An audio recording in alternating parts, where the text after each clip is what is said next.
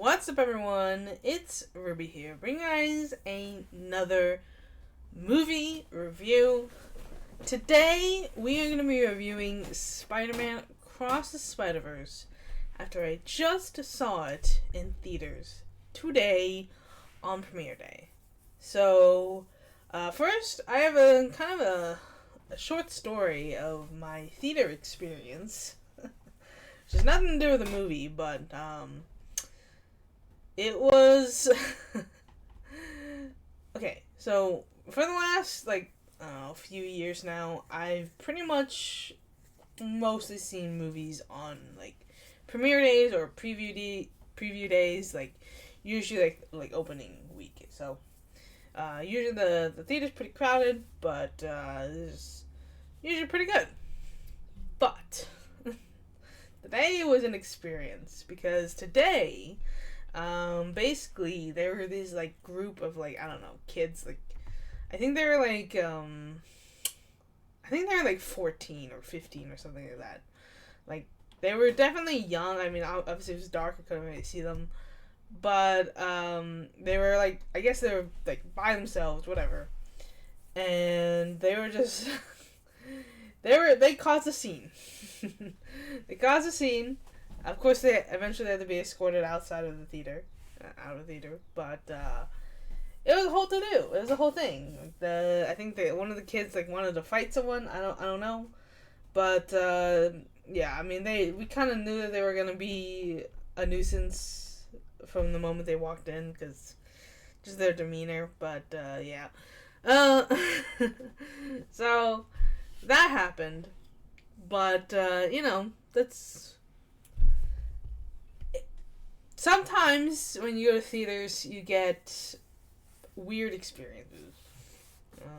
There's definitely a long list of weird experiences that I've had at theaters when I was younger and also more recently. But it was definitely something. That's for sure. But let's get with the non-spoiler review. Okay, let's talk about what I think of Across the Spiderverse. It's really good. That's my non-spoiler review. The animation is amazing. The fact that they have so many different styles of animation in the film, that's something that's really impressive. There's a couple movies that I can remember that have done that sort of thing, but not to this extent. Usually they stick with one style and maybe they have another to kind of show a 2D versus 3D kind of thing. But this was there were 5, 6, 7 different styles, and it really worked in the movie. And it felt like each of them were unique. You could really see that it was this unique thing, and there's a lot of color in this movie. And I think it was a really great art piece. This was a work of art. Oh my gosh, such a work of art. The animators did a tremendous job alongside the voice actors, but the animators, the stylists, the illustrators, they need all of the props for this one, because the coloring, the art direction was phenomenal. The art direction alone should get it to win Oscars. Honestly, the art direction alone is above anything else that I've ever seen when it comes to animated works. And frankly, in general, I think it's very unusual for the art to be the main focus of a movie, and it truly was a main focus of the movie, because it was very important. It wasn't just the way because it was that way. It served in a purpose in showing emotions and showing storytelling. It was really great. It was a very great thing to see. Now, in terms of what I would rate the movie, I never give things a 10. I never give things a 10 because I always believe it can be a little bit better. And I do stand by that. Because, yes, this film is really great, but there are moments where it could absolutely be better. So, I would rate this a 9.5 9.8 out of 10. Like, there's a couple things that I would change, but this is an almost perfect film. Like, truly, almost perfect film. Like, it definitely deserves the ratings, the reviews, the great reviews. Like, it definitely deserves it. Like, it's... I think the people that would hate it... There's a couple of people that would hate it. But they're very specific people whose opinions don't really matter. Like, objectively speaking, this movie is phenomenal. Like from art direction to the directing to the storyboarding to the like you could see it. You could see that this was in really good hands. Like, it's no wonder that they're going to try to bring this to live action, because of course they are, because it's just that good. It's just that amazing storytelling. Like, it's like obvious. Like, yes, of course, and this is gonna be a whole big universe. Like, this is not the only film. Of course, this is gonna lead into the next film, and then that film is probably gonna lead into the next film. It's like, this is kind of like the new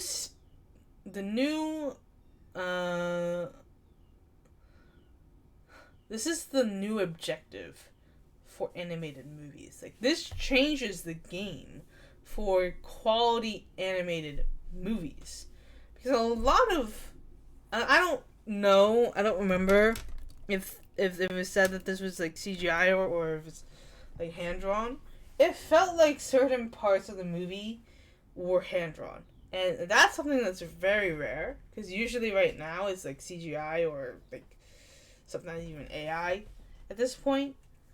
But this was like a whole nother level, and there are some people where you could convince me that yes, it was like absolutely hand-drawn. Like, they just took it from the comics and they put it into the movie. That's basically what they did. I mean, oh my gosh.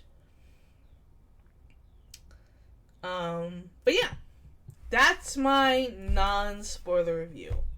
If you want to go see it, I recommend IMAX. I don't know about 3D. I'm sure it'll be great in 3D if you like 3D. I never watched things in 3D, but I can definitely see this as a one where it might actually be good to do it in 3D. I can imagine there are certain scenes that set itself up to have really good 3D moments, I think. But that's just me. I don't know. I never see things in 3D. I just no.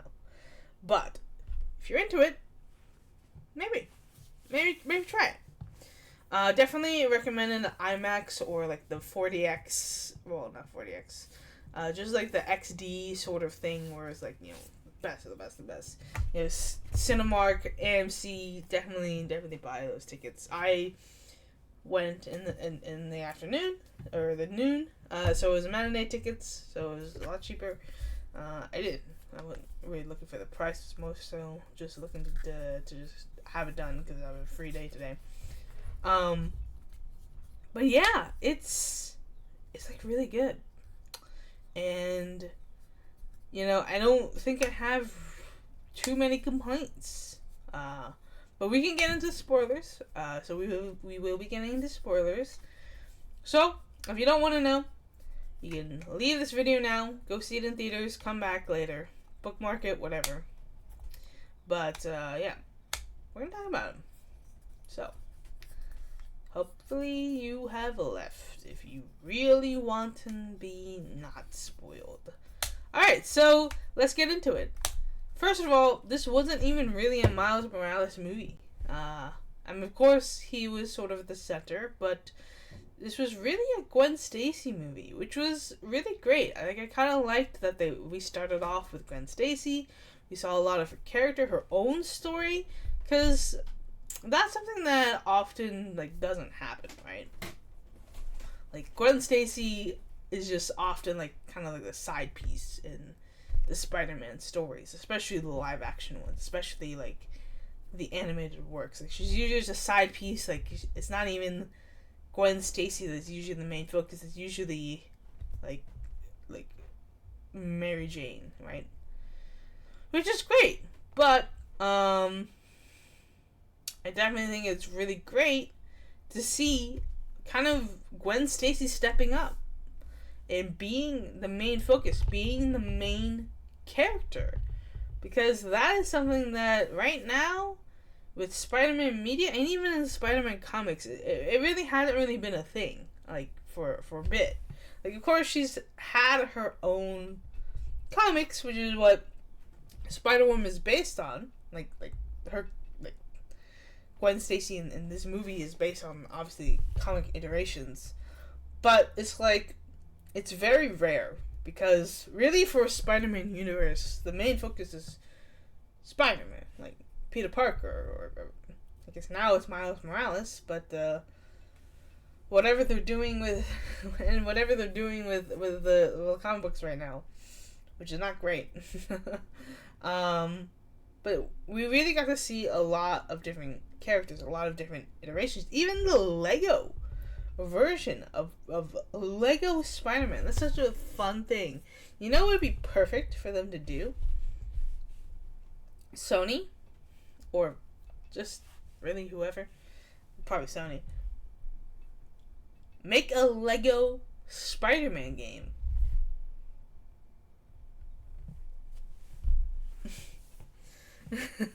They literally just make a Lego Spider-Man game. You do it like the Lego Indiana Jones, do it like Lego Star Wars. Like, there's so many Lego games, and the Lego games are like top tier content. There's not been a bad Lego game at all. So, imagine a Lego Spider-Man game. That would sell really well, and I would definitely play it.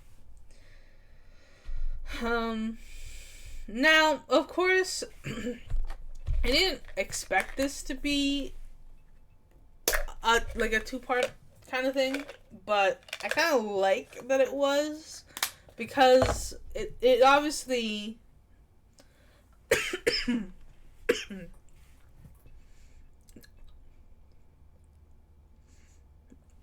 sorry.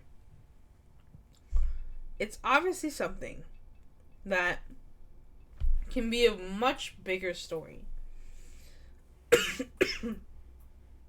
But I think the fact that they didn't call it like a two-parter, part one, is good. Like, I don't want to demolish the idea of part ones, because if you call it part one, everybody knows the story is not going to be complete. So everyone goes into the film knowing that there's going to be a cliffhanger. I went into this film not knowing that it was just going to end on a cliffhanger. I was like, okay, we're getting to the point where it's like climax, okay? We're going to see how this unfolds. And then we don't.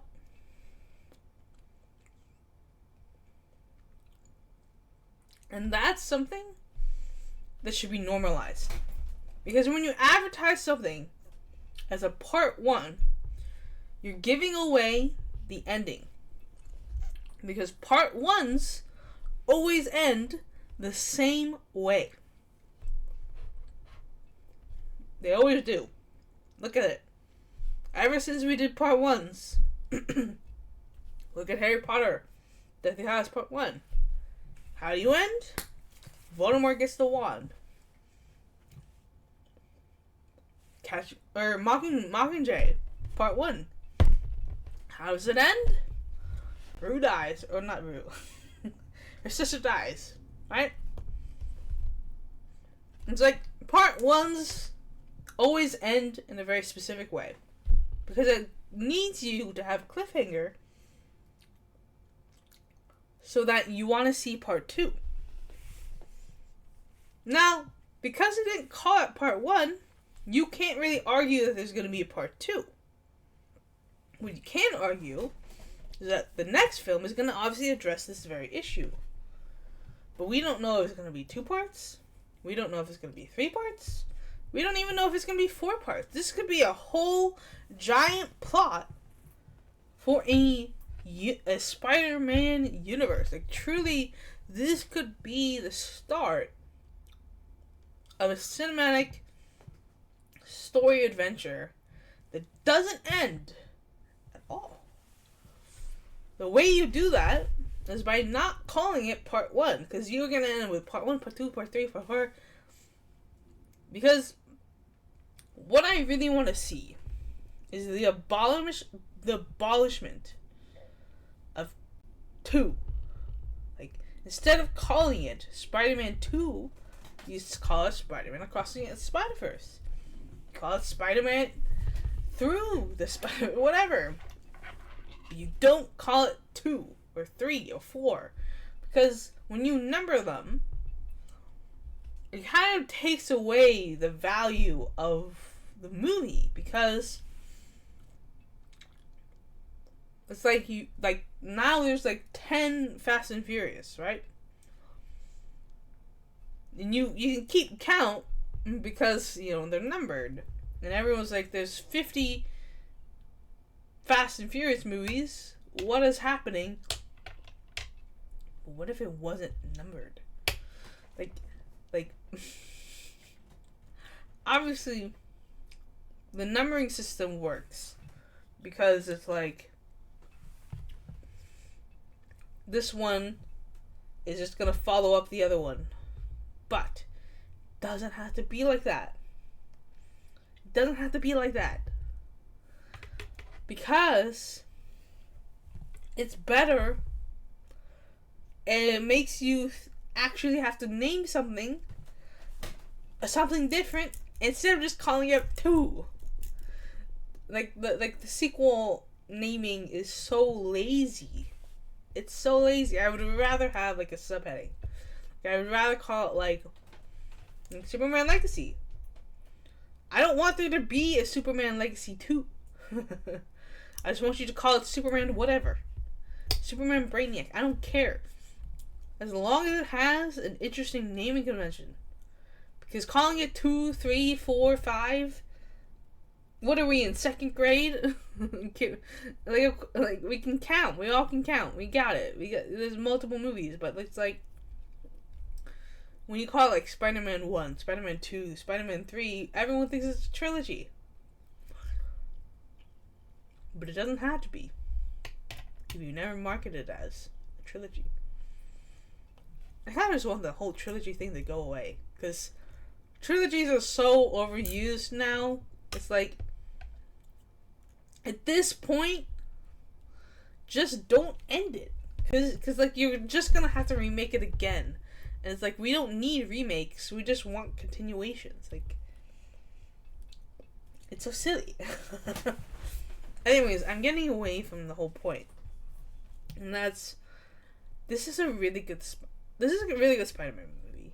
And this is a really good, this blows No Way Home. This blows even Into the Spider-Verse out of the water.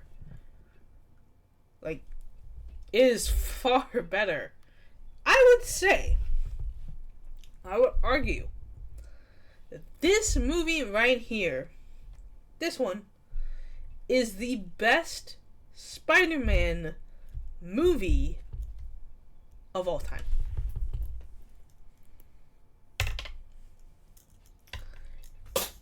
Not animated, not live action, just of all time. This gives Spider-Man 2 a run for its money.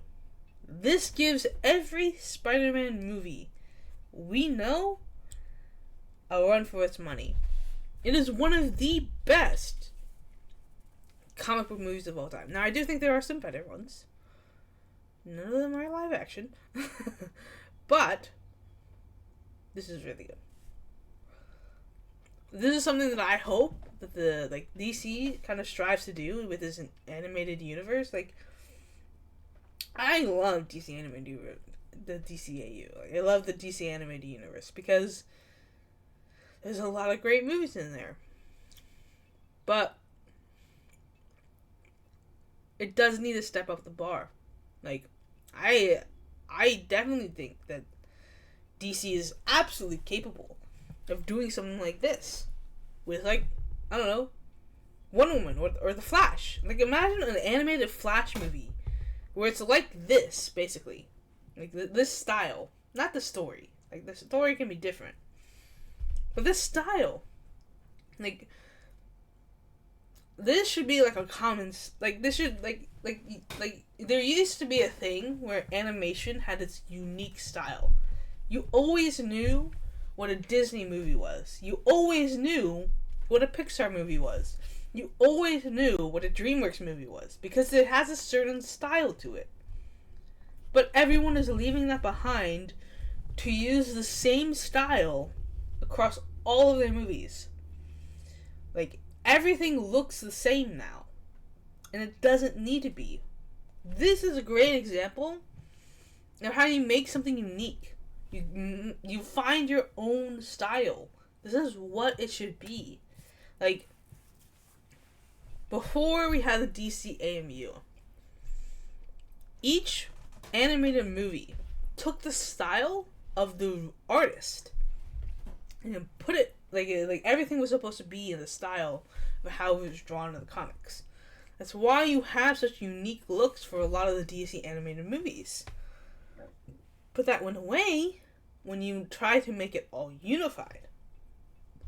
You can still make a cinematic, like put together universe and still have unique styles for each movie. Because each movie is going to be different. Not to mention that we need a lot more solo movies. Like, oh my gosh, why is Batman and Superman the only ones in like one Wonder Woman movie, the only ones with solo films? Like, genuinely. We need more solo movies. Instead of all these team movies, let's do some solo movies. Like, I think having a story that is focused on one character is a great thing. Like, not everything has to be like this giant team up thing, because when you focus on like just Spider-Man, now you have his whole universe, like his whole line of characters that you can integrate into this movie without even thinking of Thor or Iron Man or Wolverine or Deadpool. You don't even have to think about them. Because the only thing that matters in this universe is Spider-Man. Like, you can do that with the Green Lanterns, where the only ones that matter is the Green Lanterns. But people are too afraid to do that now, because everything has to be in the same, like, universe. Like, it has to have Wonder Woman, it has to have Superman, it has to have Batman. No, it doesn't. No, it doesn't. It can. Of course, it's great when it does. But sometimes there's characters that need to be in their own universe to really truly get that character to come out of their shell. Because a lot of times characters are used as like support members or something when they don't need to be. They don't need to be that. They don't need to be that. They can, but they don't need to be. And so I definitely think this is a great model for storytelling and just in general, just having a good time in theater. Even when people are being annoying. It's like, that's just kind of it. And I really liked that we kind of saw both perspectives of like, yeah, this is what canon is supposed to be. Like, this is what your story is supposed to be. But then it doesn't have to be. Like, we're supposed to be the good guys. It's a fair point. It kind of also speaks to certain people who think that mythos can't change at all. Like, as soon as you change, like, one aspect of someone's origin, it's like, oh my god, you ruined their character. This is nothing like their character at all. When that's not really true, especially when that's not even their original origin. If you actually looked at their first appearance, you would know that. But I digress. I really think this is a great movie. I definitely gonna watch it again. Not in theaters. I don't watch multiple times in theaters. But when it comes to, like, Netflix or Disney Plus, whatever, I'll watch it again. Sure. Why not? Anyways, thank you guys for watching. I'll see you guys next time. Comment down below what you guys think. What do you think of the movie? What was your favorite moment? Just be warned that down below there might be spoilers, so if you still haven't seen the movie, you might want to be careful. Is there some great moments in there? Yeah. Anyways, leave a like, subscribe, and I'll see you guys next time. Peace out, guys. It's been a blast. I'll catch you guys next time. Bye.